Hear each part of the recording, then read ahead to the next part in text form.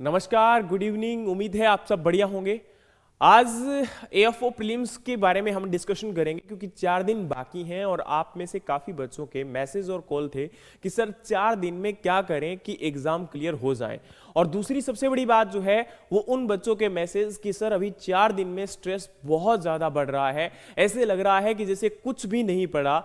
और even though बहुत सारे बच्चे तो ऐसे हैं जो 2-2 3-3 साल से मेहनत कर रहे हैं और अभी उनका एक फाइनल चांस है या फिर वो एक फाइनल कॉल की तरफ जाना चाहते हैं और इस बार तो वैकेंसी भी बहुत कम है। तो ऐसा क्या करें कि अभी जो है वो सिलेक्शन के नजदीक चले जाएं।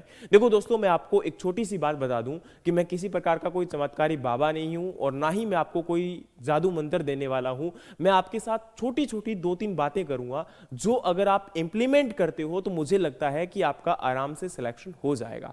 सबसे पहली बात, देखो यार, एग्जाम का जब टाइम आता है ना तो हम लोग ना बहुत ही जल्दी जो है इम्पेशेंस हो जाते हैं। हमें लगता है कि यार हमने तो कुछ पढ़ा ही नहीं है। भाई देखो, आपने लगातार पिछले 1 साल से बहुत मेहनत की है और जिन बच्चों ने मेहनत की है मैं उनकी बात कर रहा हूं। ऐसा नहीं है कि मैं हर एक की बात कर रहा हूं।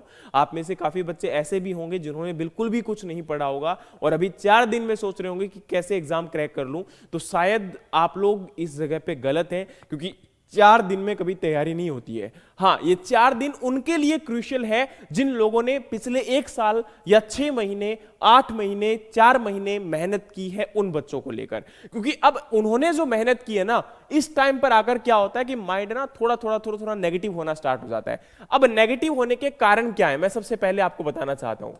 देखो, नेगेटिविटी जो है ना वो 2-3 कारणों से आती है।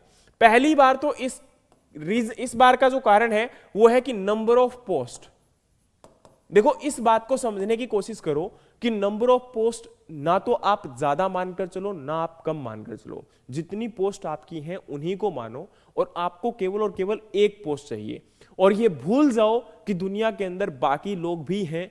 आपने अगर मेहनत की है तो अपनी मेहनत, अपनी काबिलियत, अपने माता पिता के आशीर्वाद और भगवान पर भरोसा रखकर एग्जाम देने जाओ। पहली बात। दूसरी बात यह है कि सर बहुत सारे क्वेश्चन जब अटेम्प्ट कर रहे हैं तो हमसे सिली मिस्टेक हो जाती है। यह सबसे बड़ा पॉइंट आता है। देखो, सिली मिस्टेक का जो मैं बार बार आपको एक मंत्र बताता हूं कि भाई जितना आप पेशेंस के साथ, क्योंकि सबसे बड़ी ये जो मिस्टेक हम लोग करते हैं ना, छोटी छोटी मिस्टेक, ये एक ही कारण करते हैं क्योंकि हम लोग जो है ना कंसंट्रेट होकर पेपर नहीं देते हैं। अगर आप लोग प्रॉपर कंसंट्रेशन के साथ, एकाग्रता के साथ अगर पेपर देते हो, उस क्वेश्चन को पूरा पढ़ते हो, ज्यादातर ये मिस्टेक जो है हमसे तब होती है जब हमने पूरा क्वेश्चन पढ़ा ही नहीं था। और यही सबसे बड़ा कारण होता है कि जल्दबाजी करने की वजह से हमारा आंसर गलत हो जाता है। देखो, इसके 2 कारण हैं सिली मिस्टेक करने के। पहला तो है कि कंसंट्रेशन ना होना, यानी कि हम लोग जो है जल्दबाजी करते हैं। और दूसरा हमारा यह कारण होता है कि हम लोगों ने उतना उसके ऊपर प्रैक्टिस नहीं किया था। अब देखो, प्रैक्टिस करने का तो कोई खास टाइम नहीं बचा है, लेकिन हां, ये आपके पास एक खास टाइम है कि आप क्वेश्चन को पूरा पढ़ें, उसके ऑप्शंस को अच्छे से देखें और फिर उसके बाद अटेम्प्ट करें। क्योंकि ये मिस्टेक अगर आप लोग करते हो तो उस केस में भी आपके नेगेटिव होने के चांसेस बढ़ जाते हैं। क्योंकि आपको पता है आपके एग्जाम के अंदर नेगेटिव मार्किंग भी है, इसको मत भूलना, ये बहुत इंपॉर्टेंट है। अच्छा, अब तीसरा यहां पर क्या करते हैं, कुछ बच्चे एक काम और भी करते हैं। कुछ बच्चे क्या करते हैं कि सर मैं इतने नंबर अगर मैं वहां पे क्वेश्चन करके आ जाऊं तो क्या मेरा इतने नंबर आ जाएंगे। देखो, आप एक बात को समझकर चलो कि ना ही तो मैं आपके बारे में यह जानता हूं कि आप कितना अच्छे से एक्यूरेट आंसर करने वाले हो और ना ही आपको यह पता है कि आपने जिस क्वेश्चन को अटेम्प्ट किया है वो एक्यूरेट होने ही वाला है। और अभी आप ये भी डिसाइड नहीं कर सकते हो कि आप में से कुछ बच्चे ये सोचते हैं कि सर मेरा इंग्लिश में ये टॉपिक अच्छा है, मैथ में ये टॉपिक अच्छा है, रीजनिंग में ये टॉपिक अच्छा है और क्या मैं अगर इनको करके आ जाऊं तो मेरा काम हो जाएगा। आपको एक बात बता दूं कि हो सकता है कि एग्जाम के अंदर जिन टॉपिक के ऊपर आपकी कमांड है उन टॉपिक की वेटेज कम हो जाए। डरा नहीं रहा हूं, ये मैं वो बात बता रहा हूं कि जिससे आपके माइंड में एक पहले से ही लेआउट बने। आप वहां पर जाकर घबरा जाओगे अगर आपने अपने चॉइस के अकॉर्डिंग, अपने रिक्वायरमेंट के अकॉर्डिंग, आपकी प्रिपरेशन के अकॉर्डिंग आपने उन टॉपिक्स को नहीं देखा तो माइंड में एक नेगेटिविटी तुरंत आ जाती है और हम लोग तुरंत एक ऐसे पॉइंट में चले जाते हैं कि यार ये क्या हो गया। और दूसरी सबसे बड़ी बात यह है कि आप क्वेश्चन पेपर को यहां पर पूरा नहीं पढ़ते हो। हम लोग क्या देखते हैं कि जैसे ही हमने देखा, जैसे फॉर एग्जांपल पहला आपका इंग्लिश का जो है पेपर था।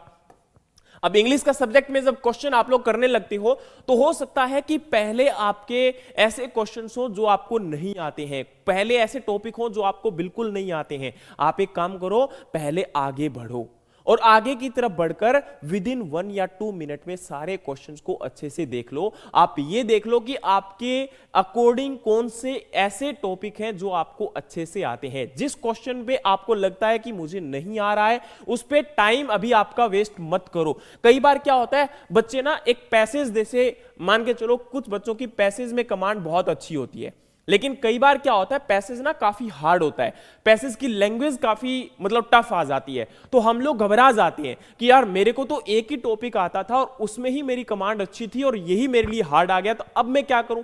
आप पहले आगे बढ़ो। पैसेज हो सकता है कि अगला वाला जो पैसेज हो वो आसान हो, आप उसको समझने की कोशिश करो। अगर आपके अंदर ये कैपेबिलिटी नहीं होगी, मैं बार बार बोल रहा हूं, पेशेंस बहुत जरूरी है। अगर आपके पास ये नहीं है तो ये समझ लो कि हम लोग जल्दबाजी के अंदर फिर गलत करके ही आएंगे। उसी प्रकार से क्वांट और रीजनिंग के अंदर भी होता है। हम लोग क्या देखते हैं कि यार क्वांट और रीजनिंग के जैसे फॉर एग्जांपल पजल आ गई, पहली पजल ही इतनी हार्ड आ गई और हमने इतना टाइम उसमें जाया कर दिया कि हद से ज्यादा। पहले आपका जो एक फेवरेट टॉपिक है आप उसको देखो, उन 50 क्वेश्चन के अंदर ये फाइंड आउट करने की कोशिश करो जिस टॉपिक पर आपकी अच्छी कमांड है, जिस टॉपिक को आपने बेहतरीन तैयार किया हुआ है, वो टॉपिक के क्वेश्चन कहां पर प्रेजेंट है, आप उनको पहले तो अटेम्प्ट करो अच्छे से, पूरा पेशेंस के साथ। ऐसे ना हो कि जल्दबाजी करो और सोचो कि मैं आगे बढ़ जाऊं। भाई पहले आपको जो आता है अगर वो आपने मिस्टेक कर दी तो आपके जो नंबर पॉजिटिव होने थे ना वही नेगेटिव हो गए, और जो आपको नहीं आते थे वो तो फिर बाद में गलत हो ही जाने हैं। तो फिर ऐसा मत करो कि जो आपको आता है ना वो मत खो।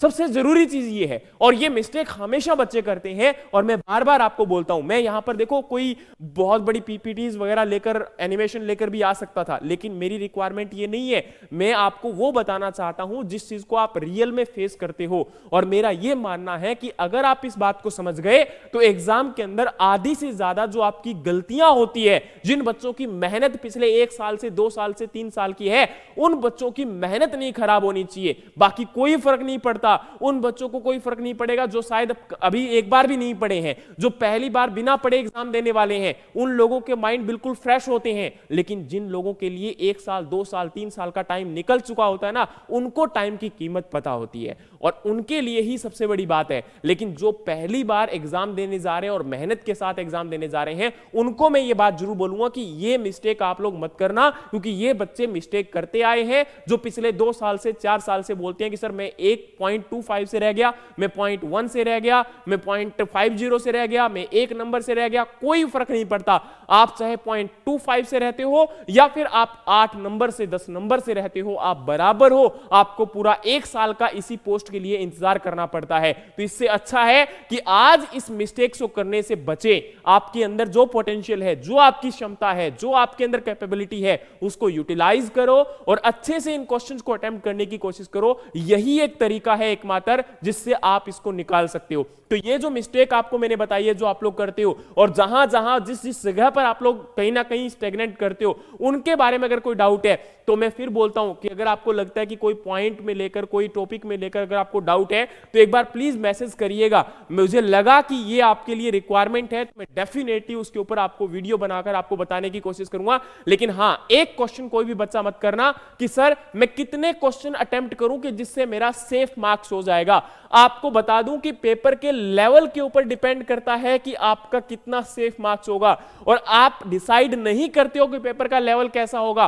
पेपर का लेवल जो है वो एवरेज में डिसाइड होता है कि कैसा गया, लेकिन आपकी तैयारी कैसी थी। आपने 2 टॉपिक पढ़े थे, हो सकता है वो 2 टॉपिक एग्जाम में ना आए तो आप एग्जाम को हार्ड मान लोगे। हो सकता है कि बाकी टॉपिक जो एग्जाम में आए हुए थे वो बहुत आसान थे, तो पेपर का लेवल इजी हो जाएगा। तो इस बात को समझने की कोशिश करिएगा कि पेपर का लेवल जो है वो आपके अकॉर्डिंग इजी, हार्ड या मीडियम नहीं रहने वाला।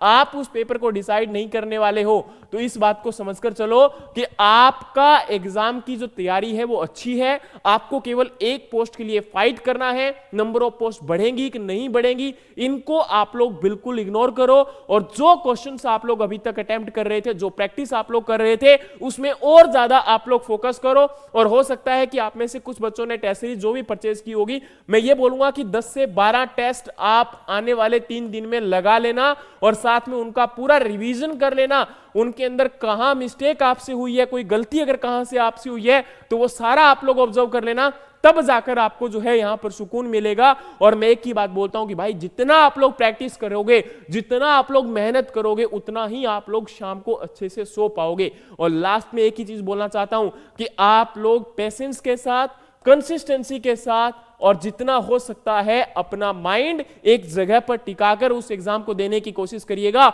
वहां पर आपका जो कंसंट्रेशन अगर कुछ देर के लिए भी भटक गया, आपका माइंड कुछ देर के लिए भी स्ट्रक हो गया, आपका कुछ देर के लिए भी ये लगा कि नहीं यार मेरा नहीं हो सकता, मैं अगले बार ट्राई करूंगा, तो फिर उसी टाइम पर आप ये समझ लेना कि आप जंग हार चुके हो। तो पहले तो यही कोशिश करो कि आपने जो मेहनत की है वो डेफिनेटली यहां पर 100% है। अच्छा, कई बार बच्चे जो है ऐसी मिस्टेक कर देते हैं कि यार मेरा तो नहीं होने वाला, मैं तो पेपर देने ही वाला नहीं हूं, या पेपर दे के तो आऊंगा, बस वैसे ही दे के आ जाऊंगा। नहीं, आपको जंग तब तक नहीं हारनी है, आपको अपनी लड़ाई तब तक लड़नी है जब तक आखिरी जो पॉइंट है, आखिरी रिजल्ट आपका नहीं आ जाता। क्योंकि मैं आपको बार बार बोलता हूं, और प्री के बाद तुरंत एक मिस्टेक और बच्चे करते हैं, प्री के रिजल्ट का इंतजार करते हैं, और फिर जब मेंस का रिजल्ट आ जाता है तो उस टाइम फिर उनके हाथ से लुटिया निकल चुकी होती है, क्योंकि 15 दिन 10 दिन वो जाया कर चुके होते हैं। आपको पता है कि प्री की डेट क्या है, तो आपको पता है मेन की डेट क्या है।